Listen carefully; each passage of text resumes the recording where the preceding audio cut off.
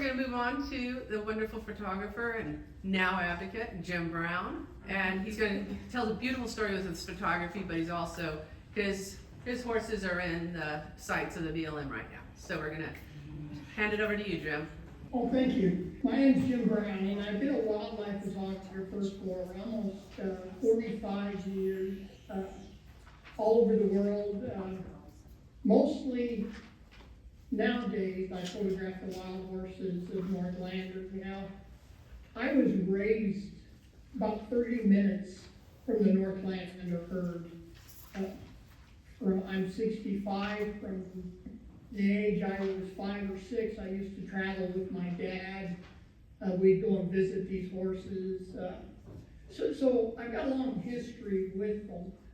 But my ability to photograph them probably started about 1982. A young teenager, I didn't really know I wanted to photograph bear, mountain sheep. I didn't really know what I had in my own backyard that would cause such an impact. And so after I regained my senses and started photographing the wild horses, I started sort of learning about them, and I enjoyed watching them fall and stuff. And I put this Ansel Adams quote up because it means a lot, to us horse people. When words become unclear, I shall focus with photography. Images become inadequate, I shall speak in silence. Well, for you guys that know me or follow me on the internet, you know the silence thing is not my DNA. I'm a Wyoming native. I'm very outspoken on what I believe, and I'm not afraid to support the wild horses of the West. So here's some Northlander horses and another quote from Ansel Adams. He's a very, I would say mentor of mine. I never took classes under Ansel. I took classes under one of his main people as I grew up. But it means, a great photograph, one that is fully expressed, what one feels in the deepest sense about what is being photographed. And wild horses, you photograph wild horses and you look at that eye, and there's just something about it. I can't say that I can photograph a bear's eye. I can't say that I can photograph African lion's eye. I can't get the same chilling effect that these horses give me when I process their pictures, and they stand so regal and allow me to take portraits of them. And so I believe that flows into the person looking at the picture. So I do a lot of close-up photography with the horses, but I call it close-up. That may be contradictory. I use an 800 Canon lens and a 600 Canon lens, so close-up isn't really that close-up. Now, these horses tolerate me and have tolerated me for years. It's like, oh, that's that idiot with the camera sticking out the window of the pickup. He hasn't heard us in 20 years. I don't think he's going to hurt us now. So they tolerate me. One other thing I use in all aspects of photography on wildlife, and that's I let the wildlife come to me. If I'm photographing these horses, I learn their patterns, I learn their trails, I learn where they're going and what they're doing, and I try to stay ahead of them. So if I know they water at 10 o'clock, I'm at the water hole at 9:30, set up in my pickup, and they come into me. By that I mean, they're not, if they were scared, they would not come into the water hole. If there was a predator there, if something scared them, they would bolt away from the water hole and wouldn't come in. They know it's me, I believe. And so they come and allow me to get, sometimes they'll come within 5-10 feet of my pickup and just graze right on by. So that allows me to get great pictures. But once again, I am not running after them. They are coming to where they want to go, and I have just set up, in their way, let's say, and they graze right on by. This is Northlander. We're gonna get in to talk about Northlander because it's the second largest roundup this year in the western states. Northlander is a beautiful, to me, it's a beautiful spot.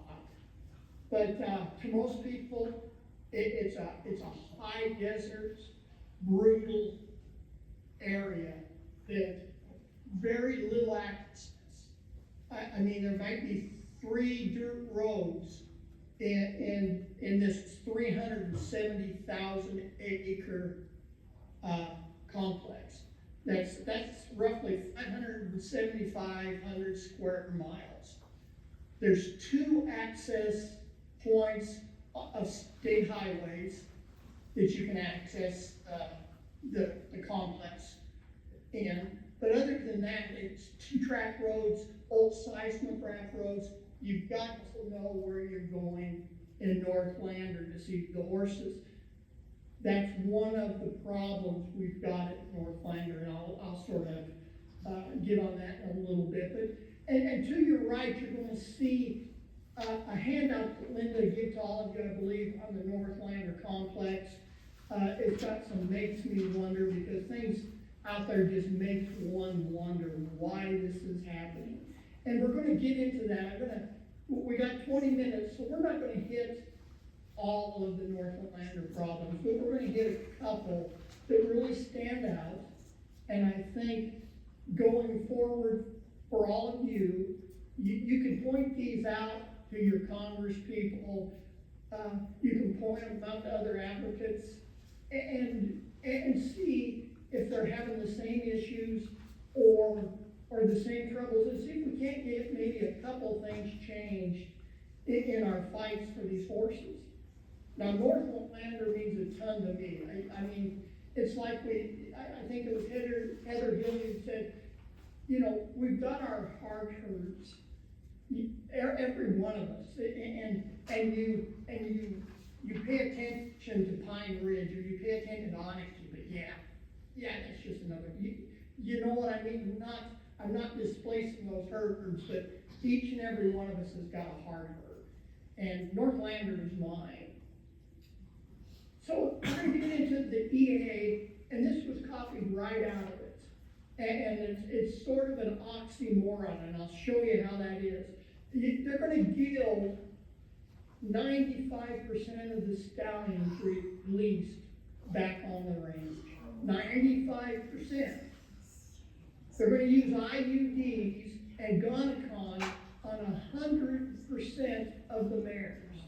So that's 95% of the stallions being gilded, 100% of the mares being vaccinated with Gonacon and IUDs. They want to implement a 60-40 male-female sex ratio. This is right out of their EA, so I mean, it reads like it is. But the point I want to make is at the very bottom. It is not the intention of this action to eliminate reproduction. Wow. Now, isn't that an oxymoron? It's a lot. Or maybe I'm pronouncing oxymoron, but I tell you what, that's exactly what it is. Our wild horses are under attack the last 4 years the way they've never been under attack before. If you go back to the 2012 EA, which was the Northlanders' last roundup in 2012,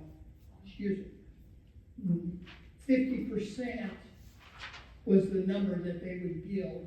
50%, and they didn't do it at all. Why is this happening in the last 4 years, that this is a push not to manage wild horses, but to get rid of them. It makes one wonder. Somehow we've got to reform these AML numbers. And I don't care if you're in Nevada or Wyoming or Oregon, the AML numbers are a fictitious number that we've got to be able to get in front of Congress. We're not gonna do this with the BLM because nobody's gonna say they've been wrong. You know, that's just something human nature doesn't let you do.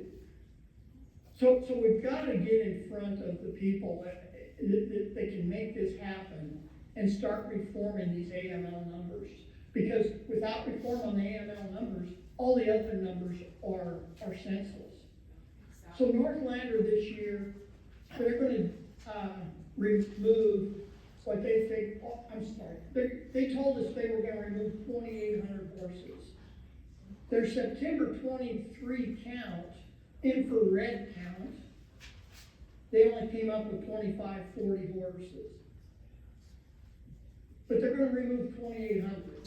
So they're gonna have to bring in, what, 260 from somewhere else to remove them? None of their numbers add up. And the BLM is never gonna recognize this. And these numbers that do not add up are the numbers they're giving Congress. So that's where we have, I think that's a main solution to get in front of them, because this infrared counting is spot on. You know, I used to be able to go and go, well, you're full of crap, BLM, there's only 800 horses out there. But with infrared counting, it's 90% accurate if the conditions are right and it's done properly. It's just spot on. We cannot fight that their counts are, if they're using infrared, that their counts are inaccurate, because they're not going to be. But back to the BLM numbers, you can see on the left, you got Connet Creek, Dishpan, Muskrat, and Rock Creek Mountain. That makes up the Northlander Wild Horse Complex. You can see high AML and low AML. They're moving these horses to low AML, but even high AML doesn't reach genetic viability. And you go to several different organizations, but all genetic viability numbers come up between 245 and 300 to make a genetic viable herd sustain without having trouble. As you notice, there's only one herd in here that actually hits the number for genetic viability. Now, BLM all over will tell you there's crossover between these herds, between the herds in your area, between the herds in my area. Wherever these HMAs line up, there's crossover. That they have no way of proving this. They have no substantiated information. They've never collared a horse. They've never done anything to prove that there's crossover in these HMAs. I've been out there for 20-some years. I don't see any crossover. All the fences are fixed yearly by the ranchers with 4-strand barbed wire. There's very, very little, if any, crossover. So by lowering these to low AML, we've basically lost these herds, just like McCullough Peak. You know, they rounded up 40 horses out of McCullough Peak last winter, this spring. That devastated that herd. And I had a buddy of mine that's I can't ever say this word, statistics, run the statistics on it. He says that herd will be almost dissipated with the removal of those horses and the age of the horses left. He gives them another 8 to 10 years, and then there will be no horses in McCullough Peak, is what his research brings up. And that's exactly what they want to do in every single area, is then they can say, well, we didn't do it. It's the environment caused this. We had no effect on this at all because we did it the way science drives it, untrue. So that's the second thing we all have to do is work on, these unknown spreadsheets and unknown multipliers that the BLM is using. And then just one little tidbit I threw in here at the bottom at the last minute, but I wanted to give you a view. Northlander wants one wild horse every 1,172 acres. One horse. But I was talking to the BLM office, not in Lander, in Casper, because I didn't want Lander to know I was asking a question. So I asked the supervisor in Casper, I said, well, how many horses, if I had dude horses, how many horses could I graze on this public land allotment?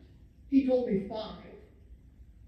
So that puts the number of domestic horses in Northlander's 1,172 acres at 585 domestic horses the BLM would allow me to graze, but yet they only want one wild horse. And all of us know that domestic horses eat twice as much as BLM horses. It does not make sense. And so we have to reform and update these AML numbers.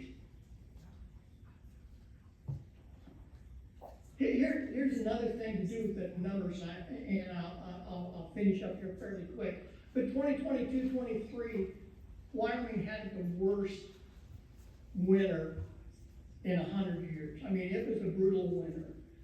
And I was out on the range and I was trying to see what I was doing with the horses. Me and Carol Walker actually rented a plane and flew Northlander, and Carol, then in the afternoon, Carol and the pilot went out and flew the Red Desert. I couldn't see much because the snow was so deep. I couldn't see the dead horses. I wanted to see the brutality of it all. But it being, snow every day, they were covered up. I couldn't see it. But so I Googled this in my research, and I came up with these stories right off Google, and you guys can do the same thing.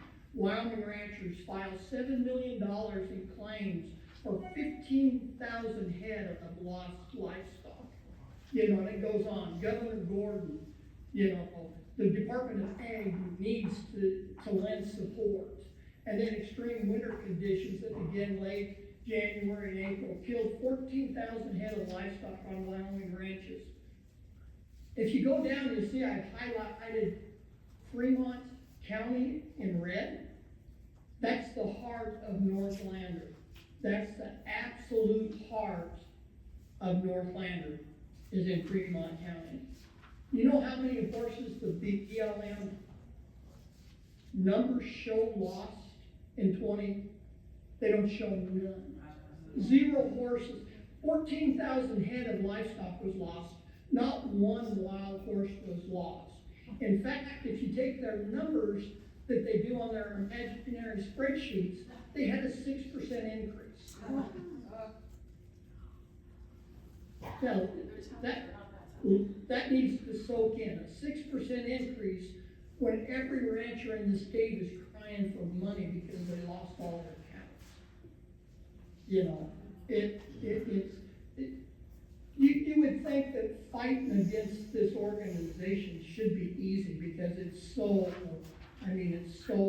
right in your face, ridiculous.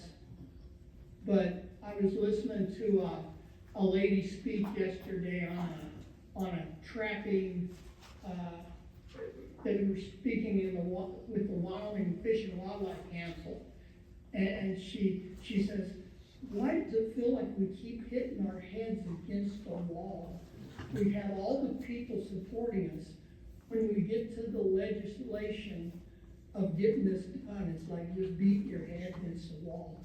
And I thought to myself, she could be a wild horse advocate, because it's like beating your head against the wall, but we continue to do it, and we need to continue to do it, because, otherwise they are gonna win, and they're gonna get these AML numbers as low as they can get them. And then 5 or 10 years later, these herds are gonna be gone, and we're gonna tell our grandkids and their grandkids that we tried, but, you know, you'll have to look at grandpa and great-grandpa's pictures, because this is what's left of the wild horses. I wanted to throw some contact numbers, and I apologize, these are just Wyoming's contact numbers. Yeah. But it'd do just as great for you just to brutalize these congressmen and senators. Just everybody, that is on the back of the handout. I copied this on the back of the handout. Yeah. I've been fighting with these people for 20 years. They're big ranch, through and through. And it's like hitting your head against the wall. But here's another thing that we came up, Barbara Moore has, these Zoom meetings, and we sort of came up with this news media thought. What happens if 200 people call the news media? What happens if K2 News in Wyoming gets 200 or 300 calls going, are you guys covering this story? You got the second largest roundup in the United States gonna happen this summer. Are you covering this? Do you know why they're rounding them up? They're taking away all your horses. The horses that your school teams are named after, the horses that you've got programs in your city market after. They're gonna take all those away. $2.2 billion is what Wyoming's GDP is on tourism. I wonder how much of that tourism, I'd love to know, we could get a number on wild horses. It would be fun to have that number. But anyways, I'm off track. The news media people, you know, here's some phone numbers and some emails, and I think the same with the congressman. If we just brutally and relentlessly hit these people, you know, make one of them or two of them will wake up. That's about all I have to say, and I really appreciate any help on Northlanders. They're getting very little press, even among us. If you look at the major horse people, you don't see Facebook saying 2,800 horses in Northland are going to be rounded up. You see very little on it, because it's just such a non-visited area, but they're still my hard herd, and they're still beautiful wild horses. So with that, I'll close out, and like I always say, I hope you guys enjoy the wild. Thank you so much.